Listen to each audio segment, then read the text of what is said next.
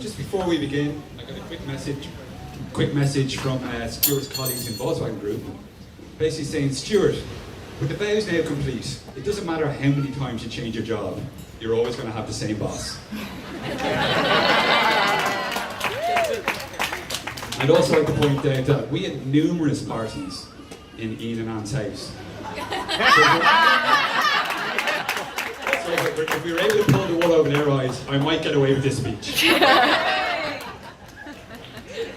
Classmate, teammate, flatmate, and dare I say, friend. For those who don't know me, I'm Kevin, and I have the honour of being co-best man today.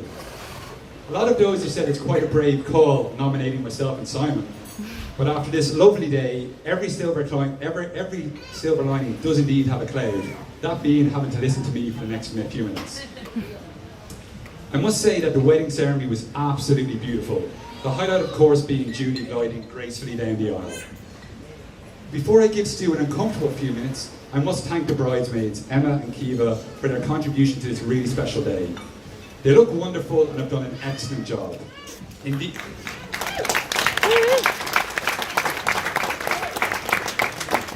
Indeed, they're only eclipsed by the radiant Julie, who I'm sure you'll all agree looks absolutely stunning. For those of you who know Stuart, literally nothing has been left to chance or overlooked in the run-up to this wedding, which is incredibly unusual for me, sticking to a plan or being punctual. Hashtag WedMin, as he calls it, for anyone who follows him on social media. Stu prepared an extensive spreadsheet, which I kid you not, included documenting everyone's flights, arrival times, and the probability of attendance for every invite issued. He even had Julie's arrival time at the church documented to the minute, which I thought was a bit audacious. And as his best men, we were secretly hoping that she'd leave him waiting long enough to show who's really in charge. However, never one to let him down, she was bang on time. I put Stu's relief on par with how he felt when he finally passed his driving test on the 5th attempt. Full marks to Simon for the MC earlier, and he gingerly delegated the speech to me. Well, pressing upon me how big an honour it was. But I think right now, as I stand here and he sits there with a large glass of wine in his hand, he doesn't care one little bit. It's a great pleasure to be here, relishing the heat in this suit. When Stu told me that the wedding was to be held in his favourite place in the world, I assumed Shankill Tennis Club, rather than this beautiful town, but here we all are. And with Wimbledon finished for another year, let this wedding be a reminder that there's more to life than mixed doubles or grunting when the action heats up. And unlike those cynical tennis players among us, for Julie and Stuart, love means everything.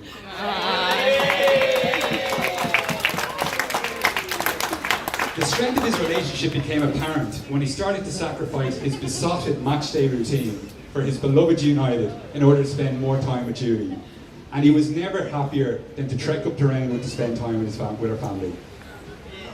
We've all noticed the subtle changes in Stu, and Julie, I don't think he could possibly love you any more than he does. It was more than love at first sight, but a connection at first sight, and I'm so happy for him today. Since he met, Stu has barely left Julie's side. He's always there for her, day and night. He calls it loyalty, Julie calls it a little bit clingy.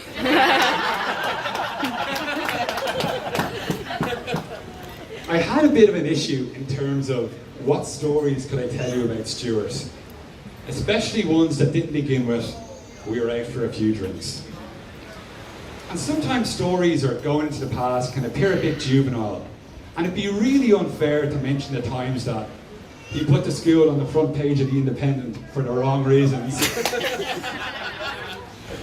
Or the time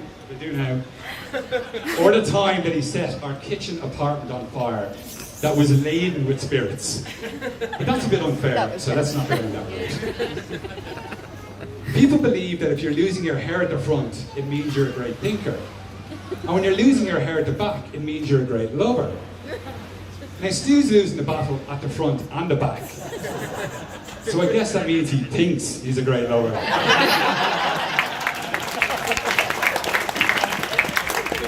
Now that might be perceived as a bit harsh, but there was several early, what we call it, interventions. At 16, he was known as Old Man Stu for a reason. And at his 18th, I stood on the stage, not far off 18 years ago today, teed up the kisses, tried to stop Sean getting up there for the 18th. And amongst our gifts we presented him was Just for Men and Regain. Sadly to no avail.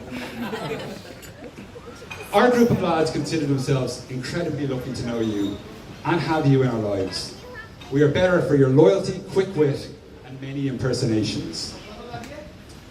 You've always had an appreciation of quality, and we believe you have found a lady of true quality in Julie.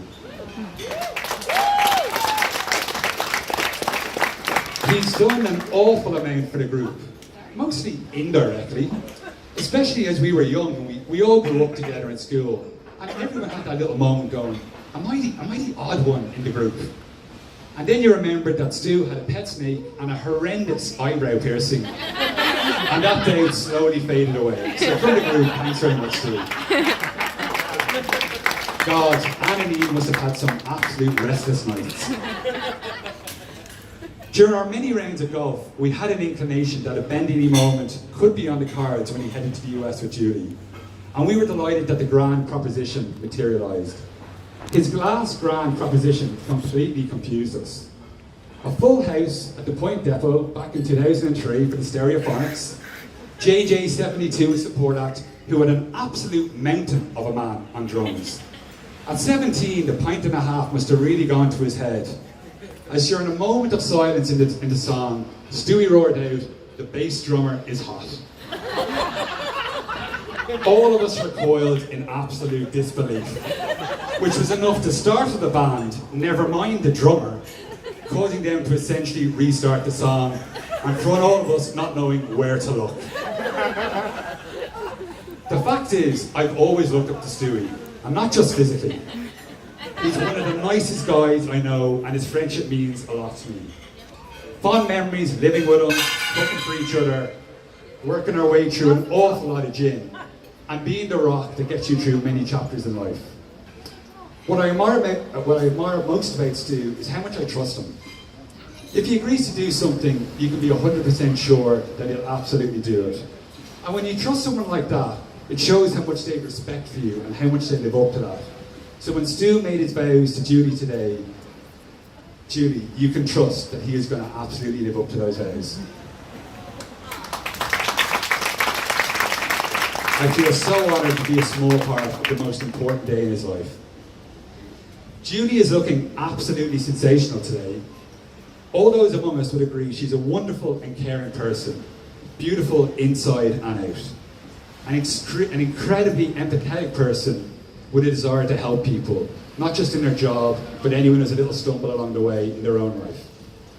She always made sure we had a breakfast roll in a bag for the early rounds of golf. That was probably for me on my late nights out. And she's the absolute life and soul of our parties.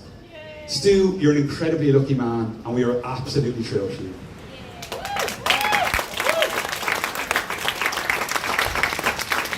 Marriage is not about finding a person you can live with. It's about finding the person you can't live without. Of course, this applies to Stu more than Julie. I don't know how he'd function without her. And just a little bit of advice from Stu, given that I'm probably the last man in the group not to be married. If you're clever, you'll always have the last word. But if you're very wise, you'll never use it. And to conclude, and this is directed obviously at the couple, but to all the couples in the room tonight. May your love be modern enough to survive the times and old-fashioned enough to last forever. You'll all be standing, join me for a toast as a raising glass.